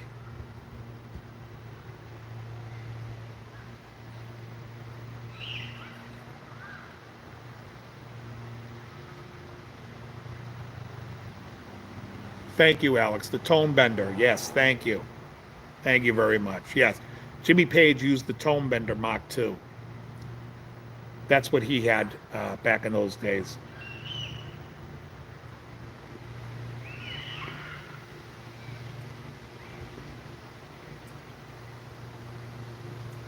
Yeah. So he was playing like a tone bender into a Supra with a telly on I think on Zeppelin 1. Zeppelin 2, I think he started using the Les Paul a little bit on that record, but but the other guitar is there as well. The telly's I use the telly on every record, but I know he brought the Les Paul in on Zeppelin 2.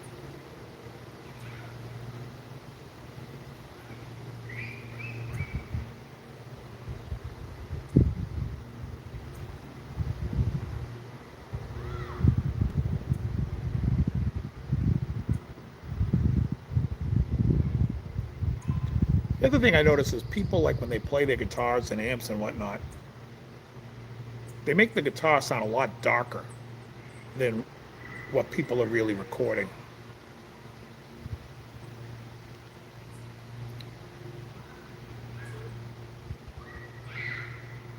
Here's guys. This guy claims there are pedals. These are the pedals Hendrix used. Well, Hendrix used a fuzz face. He used a wah, and he used the Univibe there, the Univox Univibe. I forget the brand. What was the brand that Univox called it?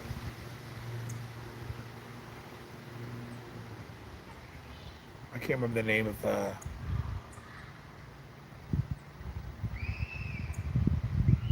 Maestro pedals, Mastro. That they were around till like the 70s.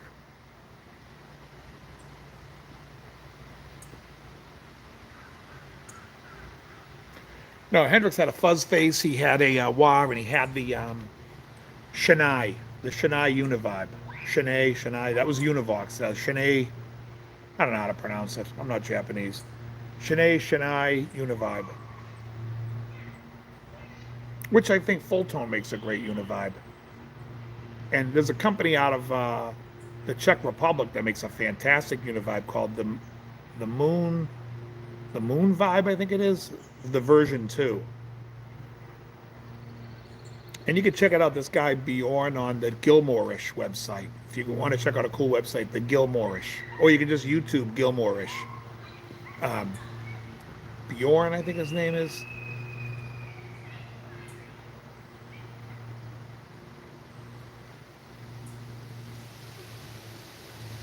I don't know what song did Zeppelin use the Univibe on? I don't know any songs that use the Univibe. I know he had a phaser on Achilles. That was 77, 76.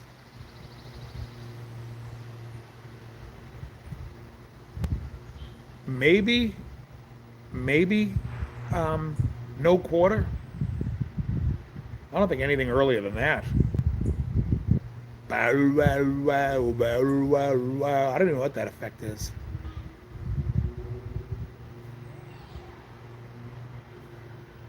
Yeah, I think the Micro Vibe by Voodoo Labs is an excellent pedal.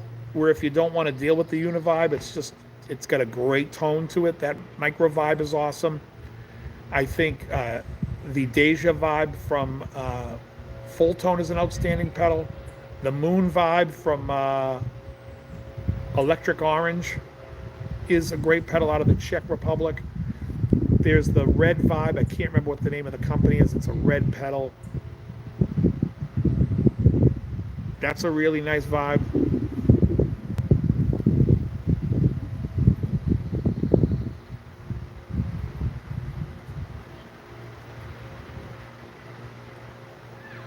The Univibe's a cool pedal.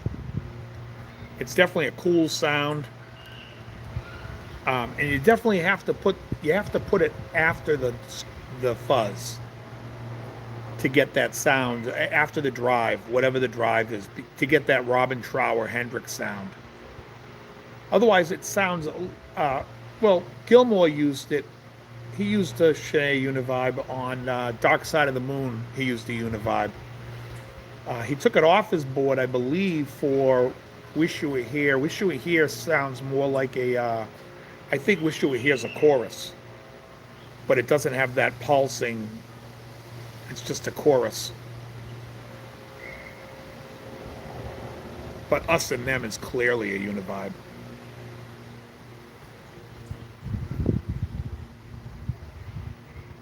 Yeah, I think Have a Cigar might be that's a chorus. And some people use the flanger as a chorus. Like you can hear the guy in the Police. He used to use a flanger, an electric mistress, but the way he would dial it in would sound more chorusy than a flanger. Didn't flange really. Not like the flanger sound that we all know.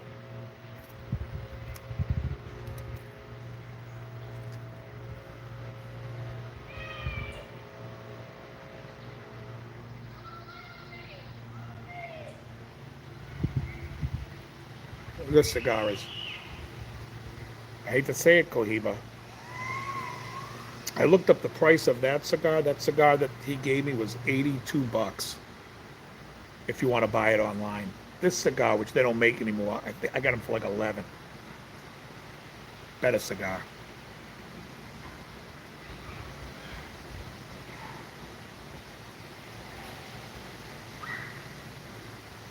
This is my favorite.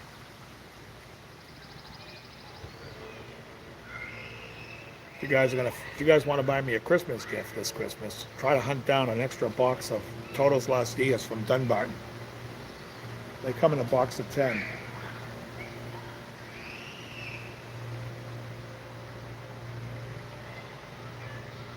And I smoked the double wide Bellicosos.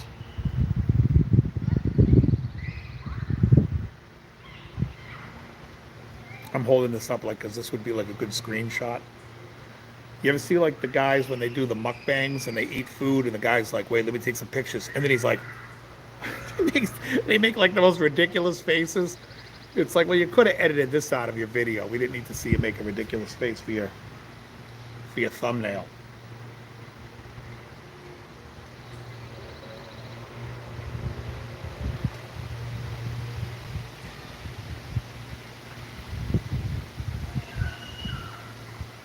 What are these kids doing? They're screaming their heads off.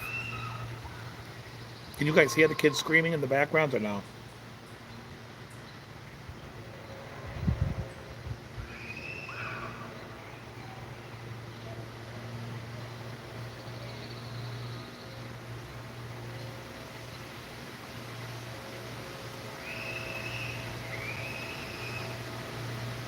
$3.35, is that what it says? Oh, there's a robin right there.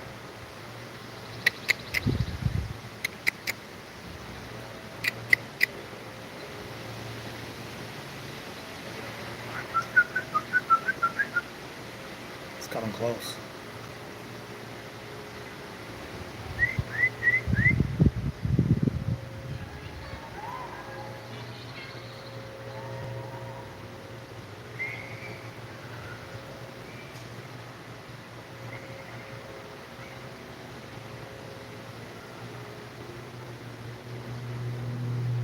Yeah, if it didn't rain tomorrow, I would have mowed my lawn. I guess I'll have to mow it on Sunday.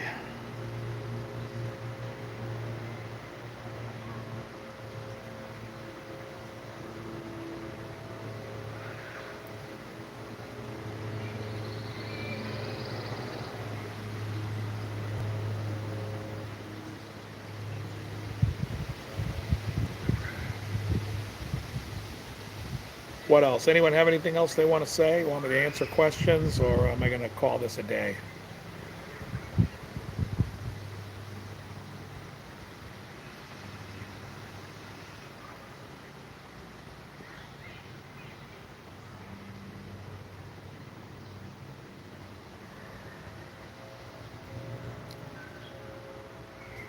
I was thinking about skipping cardio next week just because I do a lot of cardio. I do 16 miles a week, so I was like thinking maybe this week I could take it off.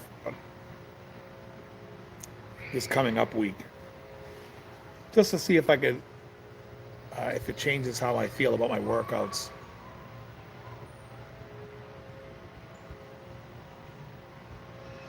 I mean, because I'm already really lean as it is right now. But I really don't do cardio to get lean. I do cardio for my heart. Actually, I don't think it really does shit for getting lean unless you're really heavy. Yes, Andy Rourke passed away. That's right. Yeah. Yeah, I saw Johnny Marr posted something on Instagram about that today. I loved his bass playing.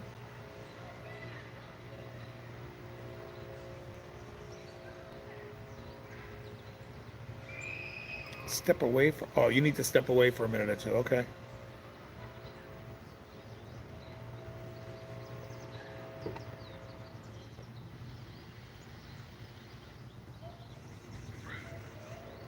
I was a big Smiths fan, so I really liked him, and I love the Smiths. Musically, they were great. I thought him and Johnny Marr together, and the drummer whose name I'm forgetting right now. That was a great band. And I get it when people don't like the band because they didn't like Morrissey, and I get that. Like I understand, like you not like a singer and that would turn you off to the whole band. I liked Morrissey back in the Smiths. Actually, I liked him all the way up until Bone of Drag. All his singles came out, and then after that, he came out with an album called Kill Uncle, and I was like, kill myself. This is terrible. I did not like it.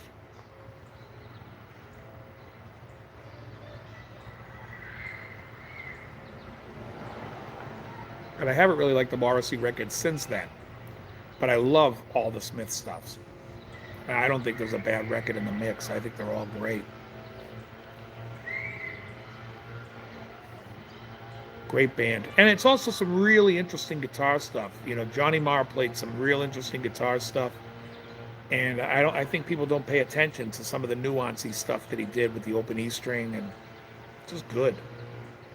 He's really a clever player.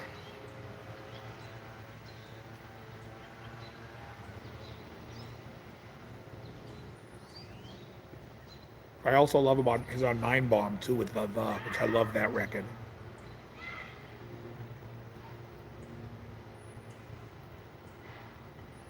But yeah, the bass player, I think he died of cancer.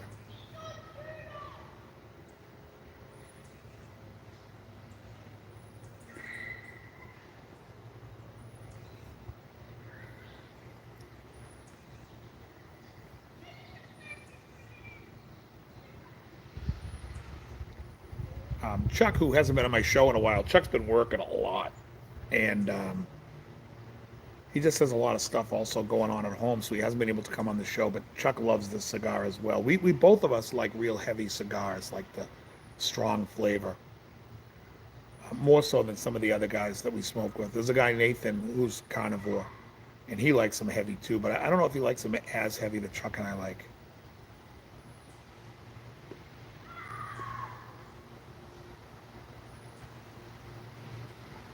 But this is just a flavor bomb. Just actually, Nathan really liked this cigar a lot, and Greg loved this cigar.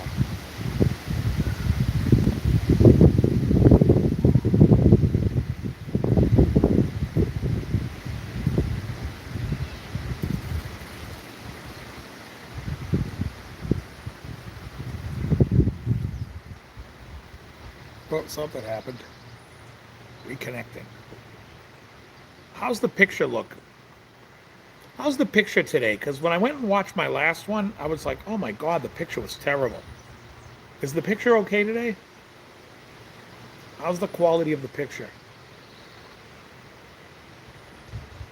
I get 7 minutes because I'll kill this at 2 hours. Oh, it is sharp today? That's good.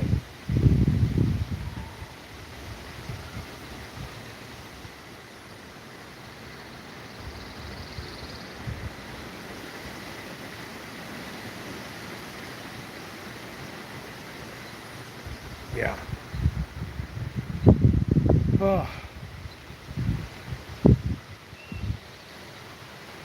Oh, look, the sun's peering through. I can see it in the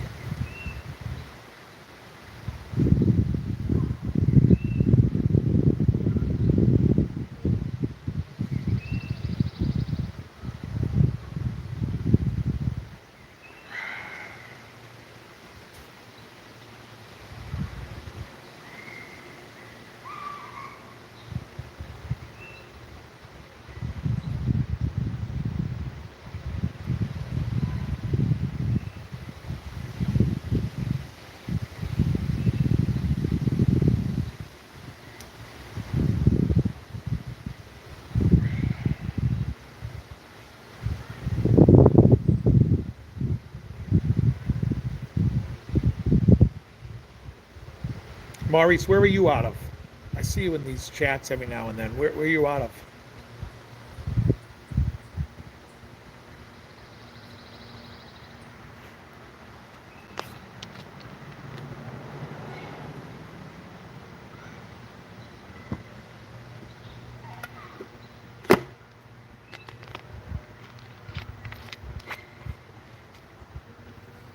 Oh.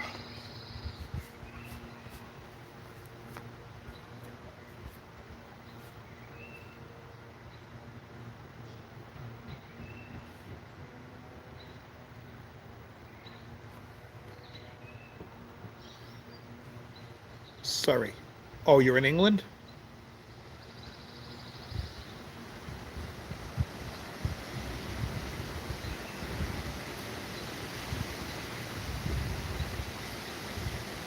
Where is that in England? What part of England is that? Can you Surrey? Can you picnic? Whoa, whoa. Can you Surrey?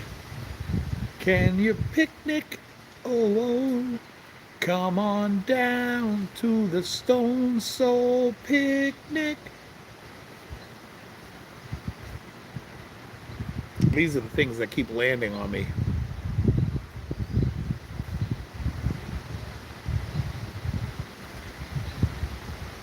Near Kingston upon Thames.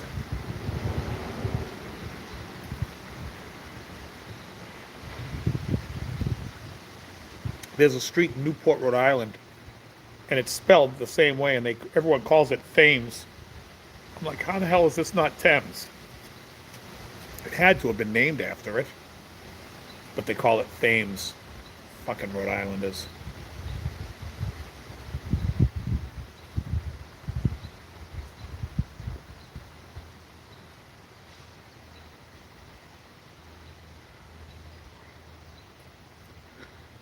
Do you guys know Stone Soul Picnic? That was a good song that the Fifth Dimension did. I believe it was a Laura Nyro song. And so was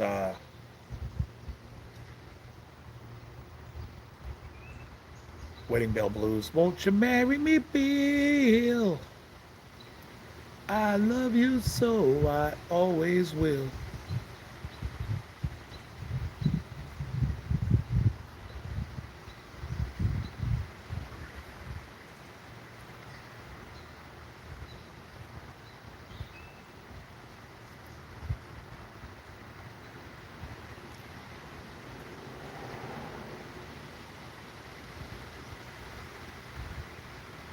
I almost feel like I should have brought my sweatshirt out here. It's definitely cooled down 5 degrees since I started this thing.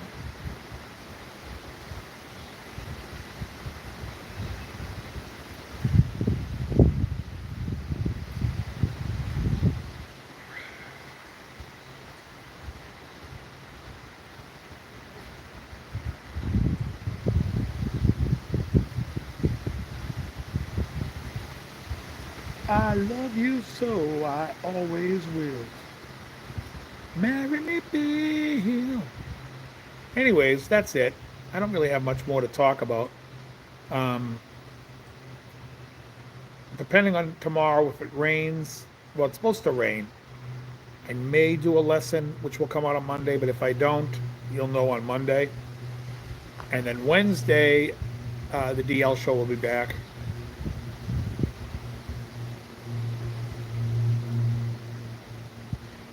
Hopefully next week will be a warmer week. I'm sick of this cool weather. I had enough of it. I liked it when it was in the 80s last week. That's more my jam.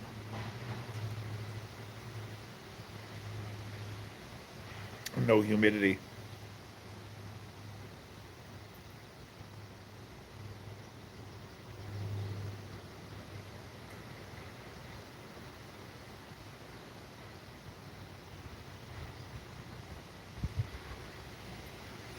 Anybody have anything else they want to say before I go?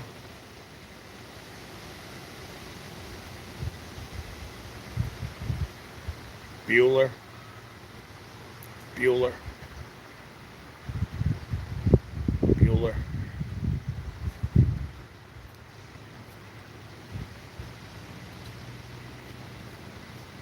I'm going to go in and cook. I'll make my one meal that I'm going to eat and then relax for the rest of the day.